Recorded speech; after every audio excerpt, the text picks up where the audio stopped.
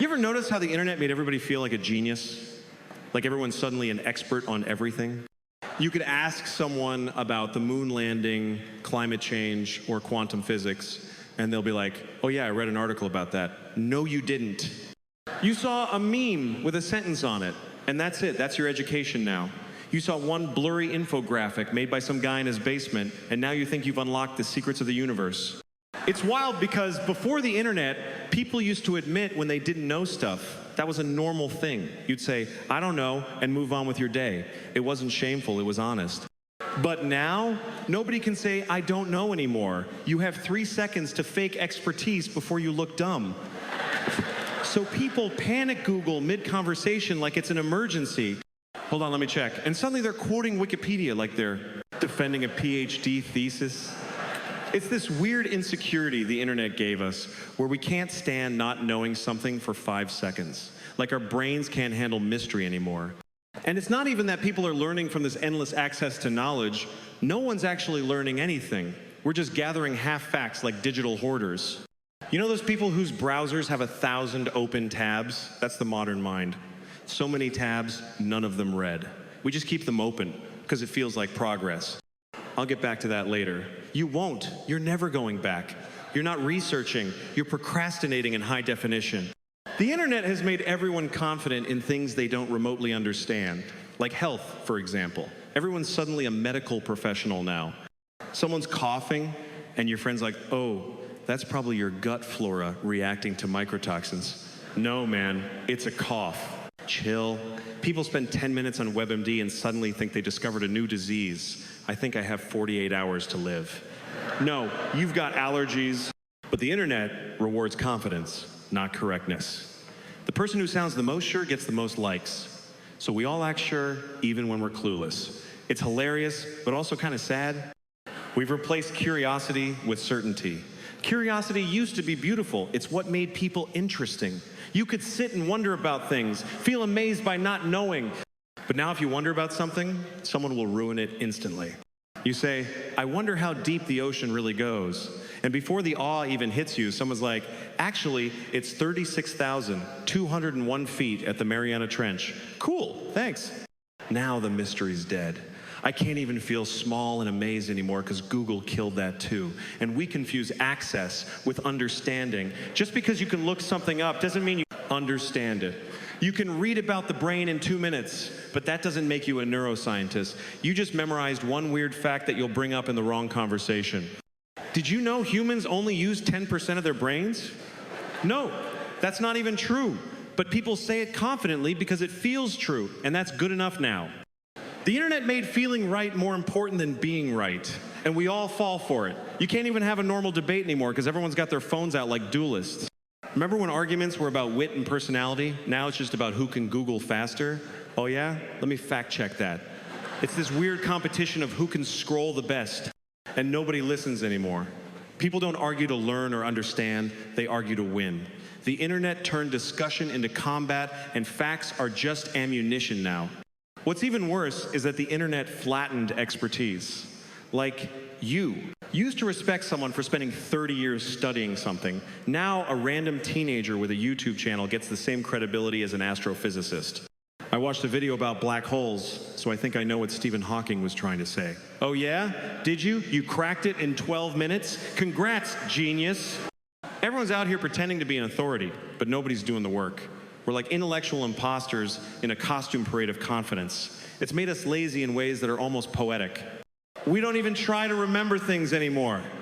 Why would we? Our brains outsourced memory to Google. You used to have to know stuff.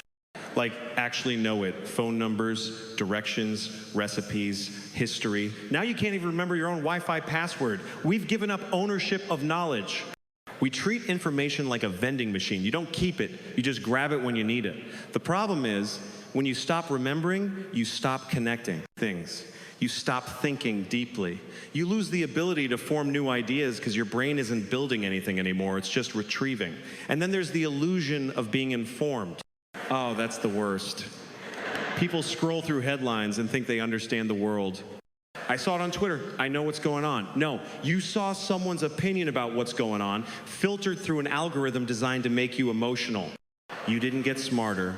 You just got more certain about something you barely read.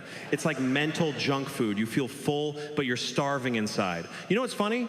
We have the entire human history of knowledge in our pockets, and we mostly use it to argue about TV shows and complain about traffic.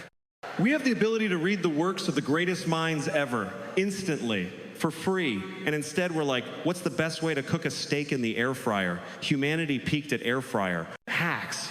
That's where all this progress led us. We built the greatest tool of learning ever created, and we use it to share cat videos and diagnose each other's rashes. And the irony is, the more information we get, the dumber we seem to act, because there's too much of it. We weren't built for this flood of data. It's like trying to drink from a fire hose. Our brains can't filter it properly, so everything feels equally important.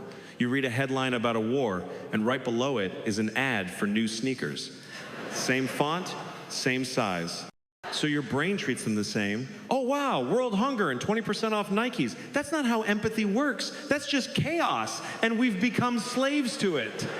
The constant need to know, to check, to refresh. It's like being trapped in a mental slot machine.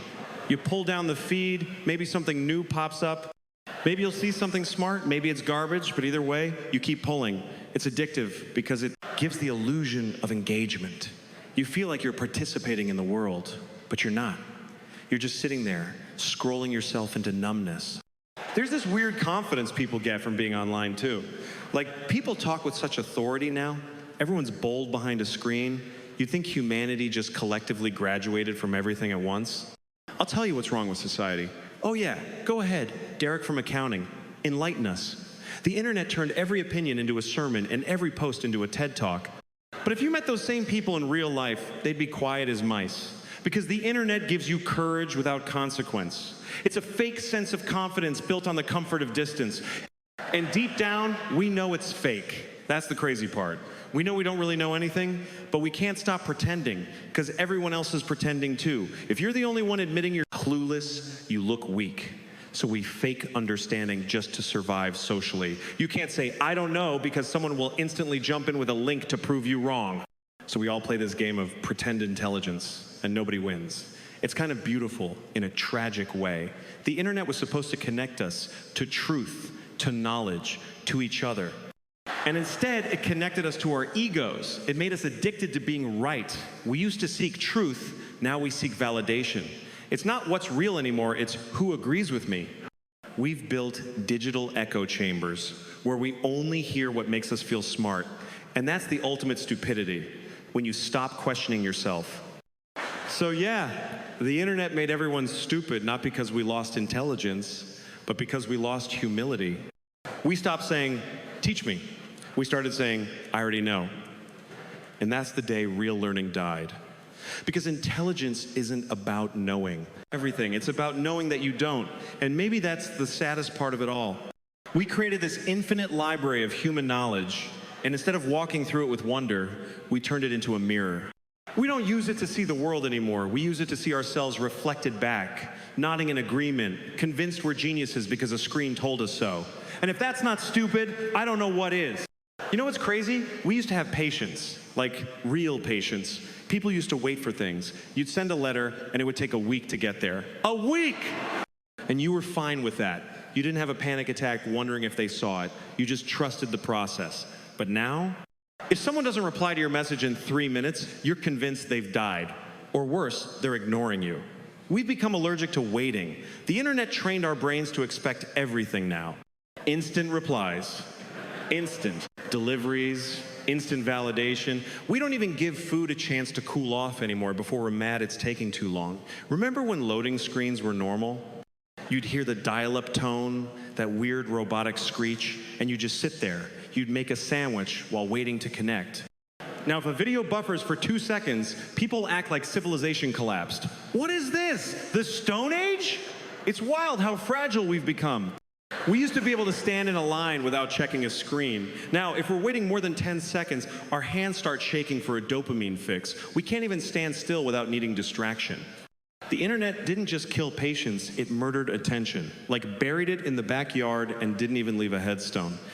Our attention span is microscopic now. You could give someone a video that's 10 seconds long, and they'll still skip the first 2 seconds. Get to the point. There's no time to breathe, no time to absorb anything. We live in this hyper-speed world where everything's supposed to be instant information, entertainment, emotion. Even our reactions have to be fast. If you take too long to reply to a text, people assume you hate them. If you don't like a post in time, it's personal. Everything's urgent, but nothing's meaningful. It's kind of tragic because our brains weren't built for this. We're supposed to wander, to think, to process. But now, we've trained our minds to be constantly stimulated. It's like having a kid who's been given too much sugar bouncing off the walls, can't focus on anything for more than 5 seconds. We scroll and scroll, not because we're interested, but because stopping feels weird. Silence feels like failure now. The internet made stillness uncomfortable, and you can feel it in everything.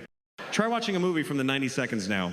The pacing feels glacial. You'll be like, why aren't they saying anything? Why is there so much silence?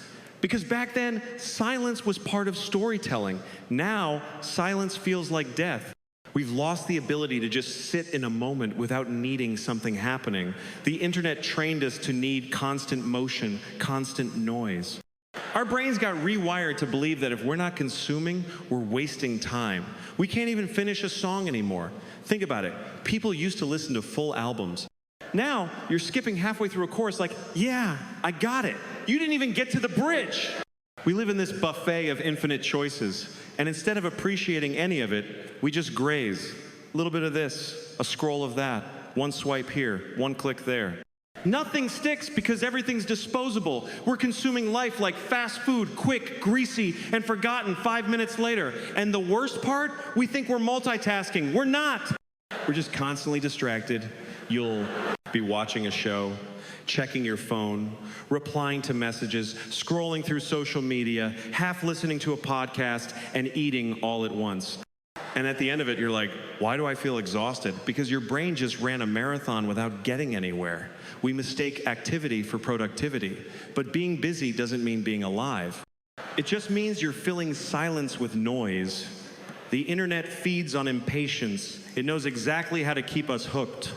Every app is designed to reward instant gratification, likes, hearts, retweets, comments. You post something, and within seconds, your brain's like, where's the love? It's not even about sharing anymore. It's about checking how fast people react. And if nobody reacts fast enough, we take it personally. Like, did I post at the wrong time? Did I use the wrong filter? You're sitting there analyzing your own digital reflection like it's a business strategy. It's exhausting. And you see it everywhere in how we talk, how we think, how we live. We've become allergic to long-term anything. We want results instantly. Diets, careers, relationships. If it doesn't show progress in a week, we're done. People can't even sit through a conversation without checking their phone every 30 seconds. You'll be telling someone a story, and you can literally watch their attention fade halfway through. Their eyes glaze over, their thumbs twitch, and you know they're just waiting for you to stop so they can check their notifications. It's like we all have this invisible itch that never goes away. And what happens when you take away patience? You take away depth. Because anything worth understanding, worth loving, worth building, it takes time. The internet made us think life's supposed to move at the speed of Wi-Fi. But real things, real connection, real learning, real creativity, they need stillness. They need boredom. But boredom's gone extinct. We killed it. We don't even let our minds wander anymore. The second we feel even a second of quiet, we reach for the phone. You don't even give your brain a chance to come up with something new. You're too busy checking what everyone else is doing. That's the cruel part. Boredom used to be where imagination lived. You'd sit in silence, stare at a wall, and your brain would invent things. That's where creativity came from. But now, every spare moment is filled with digital noise. Standing in line, check your phone. Waiting for a friend, check your phone. Sitting on the toilet, check your phone. We've replaced daydreaming with doom scrolling. Our minds never rest, they just reload. And because we've lost patience, we've also lost appreciation. You can't truly enjoy something when you're always rushing to the next thing. The internet trained us to chase the next click, the next post, the next notification. We're always waiting for something better to appear, so nothing ever feels enough. You could be watching a beautiful sunset, and still be thinking, I should take a picture of this. You're not even in the moment. You're packaging it for the internet to validate it. That's how impatient we've become with reality itself. And it's not just about entertainment or scrolling, it's deeper. The internet even changed how we relate to people. We don't wait for each other anymore. We expect instant replies, instant understanding, instant chemistry. Relationships now are built on speed, not depth. If a conversation doesn't flow perfectly right away, people ghost. If you don't respond fast enough, you're written off as cold. It's like we're all auditioning for each other's attention spans. We don't have time for awkward pauses, for moments of uncertainty, for slow trust. But that's what real human connection needs. It needs patience. You have to wait to see who someone really is. But who's got the time for that anymore? We want people to be as fast as our feeds. If you're not entertaining me instantly, I'm out. We've turned love, friendship, even empathy into disposable experiences. And it's not like the internet forced us, it just exposed how little self-control we have. It knows we crave stimulation, it knows we'll click anything shiny. It gives us the illusion of control, like we're choosing what we consume, but really, we're just reacting, constantly reacting, like lab rats pressing the button for another hit of dopamine. And every hit makes us a little less patient, a little less grounded, a little less human. You ever try to meditate now? It's impossible. You sit there, close your eyes, and your brain's like, okay, but what's happening online right now? You're supposed to focus on your breath, but your mind's scrolling, imaginary feeds. We've turned our attention into a joke. We can't sit in peace for even 2 minutes without needing to check something. The silence feels unbearable because silence reminds us that we're alone with our own thoughts, and that's terrifying for most people now. It's funny in a sad way. The internet promised to make our lives easier, but it made our minds restless. We got speed, but we lost stillness. We got access, but we lost focus. We got endless stimulation, but no satisfaction. Everything's faster now, but nobody feels fulfilled. We're constantly chasing the next thing, and when we get it, it's already old. We used to savor life, now we sample it. We used to live moments, now we skim them. The internet made us so impatient that we even rush through happiness. You'll have a beautiful moment, and instead of just living it, you're thinking, what's next? We scroll through life like it's a feed, always looking for the next good thing, and never realizing we're skipping the best parts. The truth is, the internet didn't just steal our patience, it trained us to believe slowness is failure. That if you're not constantly doing something, you're falling behind. But that's the lie. Because the best things in life, understanding, love, creativity, peace, they live in the slow moments. They live in the pauses. The internet erased the pauses, and we forgot how to breathe without them. And that's how the world moves faster and faster, while we understand less and less. We've built a culture that rewards speed over thought, reaction over reflection, and convenience over depth. The internet gave us everything in an instant, and in exchange, it took away our ability to wait for anything real. And maybe that's the punchline, because when you can't wait, you can't grow. You know what's strange? We don't really live our lives anymore. We perform them. The internet turned everyone into a show. It's like every person woke up one day and thought, you know what? I'm the main character now. And the scary part is we all believed it. Everything we do now has to be documented, shared, and dressed up with a caption that sounds deep but really isn't. Just taking a moment to breathe. No, you're not. You're taking a moment to take a photo pretending to breathe. We used to do things because they made us happy. Now, we do things because they'll look good online. You go to a coffee shop, not for the coffee, but for the latte art. You don't even like it. You just want people to know you're there. You used to go on vacations to relax. Now you go to collect proof that you had fun. You're not in the ocean enjoying the water. You're standing there, holding your phone above the waves, trying to take the perfect video that you'll later caption, disconnecting from the world. No. You're not disconnecting, you're broadcasting your disconnection to the world.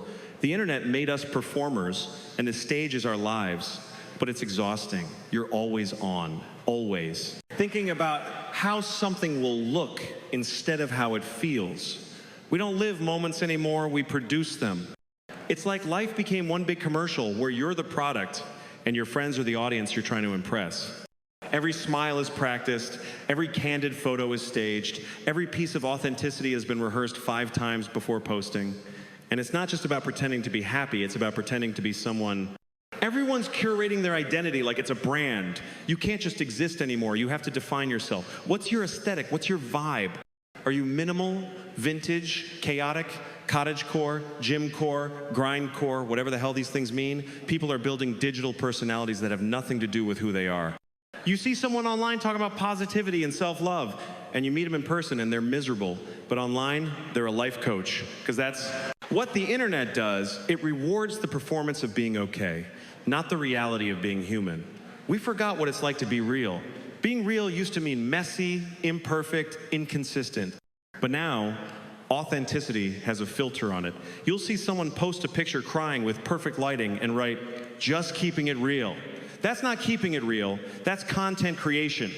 You don't cry like that. You set up a tripod for that. You planned your vulnerability. The internet turned emotions into aesthetics. Sadness, joy, anger, they're all part of the performance now. And it's not like we do it on purpose, it's survival. Because if you're not performing, you disappear. Nobody sees you. The internet doesn't reward stillness, it rewards noise. So we create noise.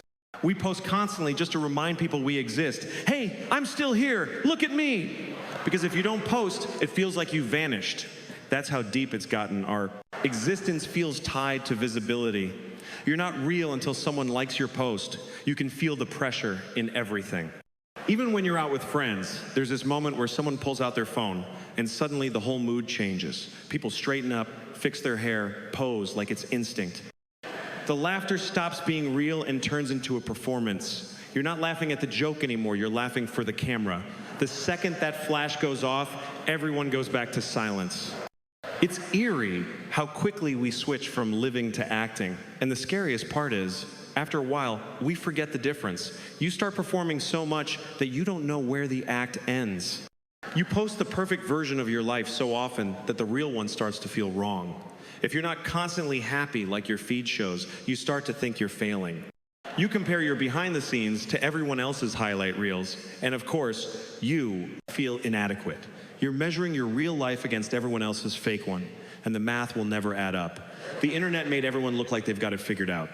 Everyone's rich, fit, motivated, beautiful, and fulfilled, at least online. But in real life, everyone's anxious, tired, and insecure. We're all scrolling through a digital carnival of perfection, pretending we're part of it, but deep down we know it's fake, yet we keep feeding it, because pretending feels easier than facing the truth. It's funny how we all became actors without realizing it, and not good ones either. The internet made us all think we're in control of our image, but we're really just chasing approval. Every post is a tiny audition. Do you like me? Am I enough? And when people respond, likes, comments, hearts, you get that little hit of validation. For a second, you feel seen. But it fades, and then you need the next one. So you keep posting, performing, proving. The whole thing becomes a cycle of chasing attention that never really fills you up. Even privacy became suspicious. If someone's not posting, people think something's wrong. Are they okay? Why aren't they online? Maybe they're just living, but we don't know how to process that anymore. Real privacy feels like a secret now. You could have the best day of your life, but if you didn't share it, did it even happen? That's how far gone we are. The internet rewired our sense of existence. We don't just live, we broadcast. And it's not even just individuals. Whole relationships turned into performances. Couples used to just exist.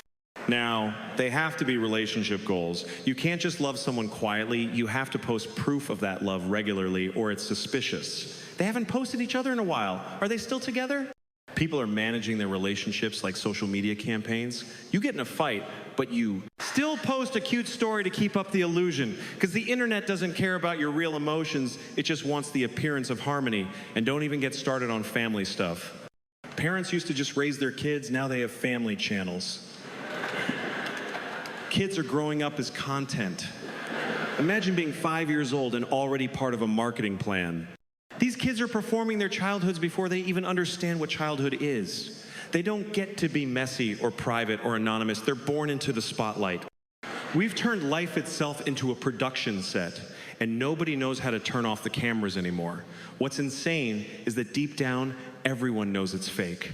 We know people only post their best angles, best moments, best versions, but it still gets to us. We still compare.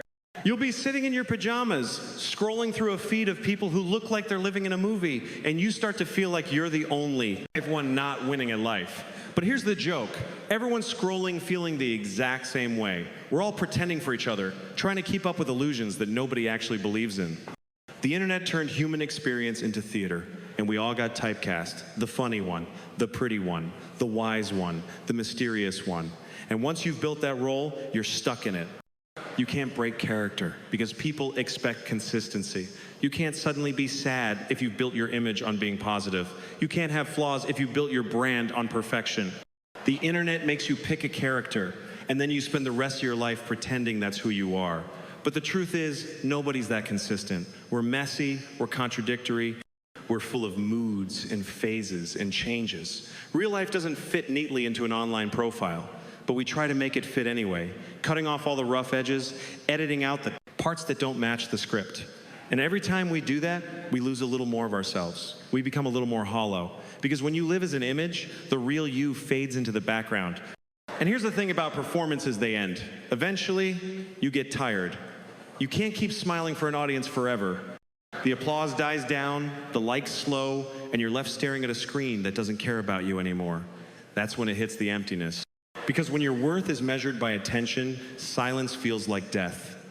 The internet made us addicted to applause, but it never taught us how to be okay without it. It's like we built a whole world where everyone's pretending to be real and nobody's actually living. You walk down the street and everyone's holding up their phones, not to call anyone, but to capture proof that they exist. Every meal, every sunset, every smile, it's all evidence that they were here, that they mattered. But what's the point of living a life that only looks real from the outside? The saddest part is that we used to be connected by stories real, unpolished, human stories. Now, we're connected by performances pretending to be stories. We used to share to connect, now we share to compete. We've turned sincerity into strategy. You can't even tell who's genuine anymore because everything feels staged, and maybe that's why everyone feels so lonely, because we're surrounded by people, but nobody's showing up as themselves.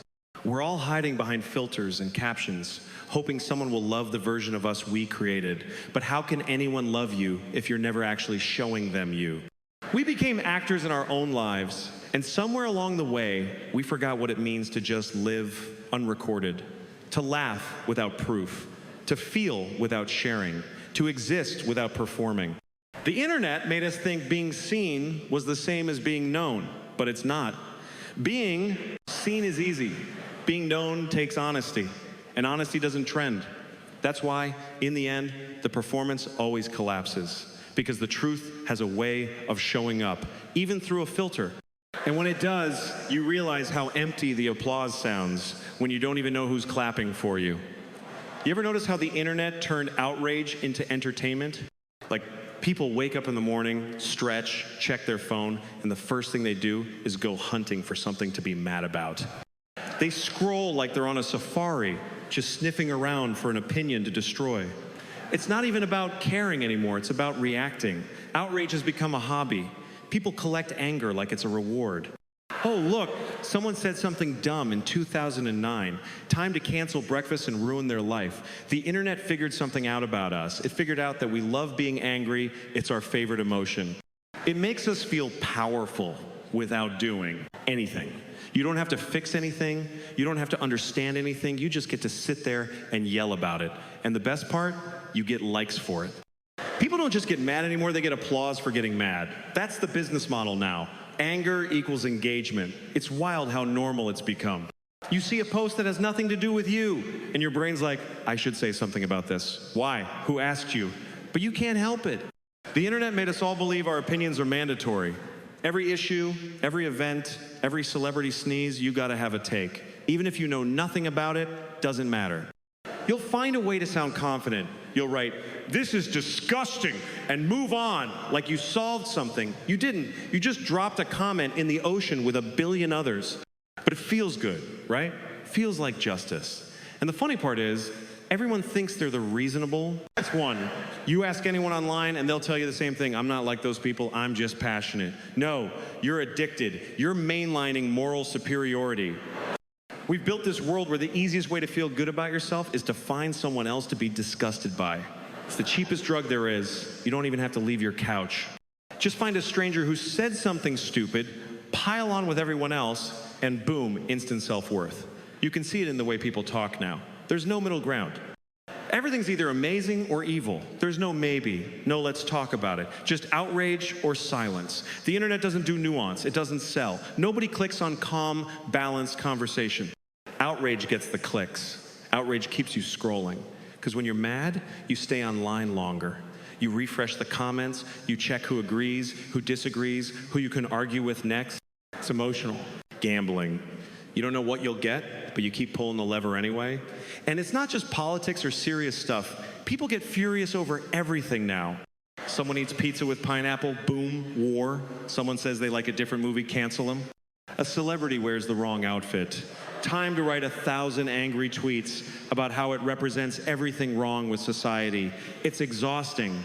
We're all mad about things that don't even matter, but it feels like it does because everyone else is mad too. Outrage became communal.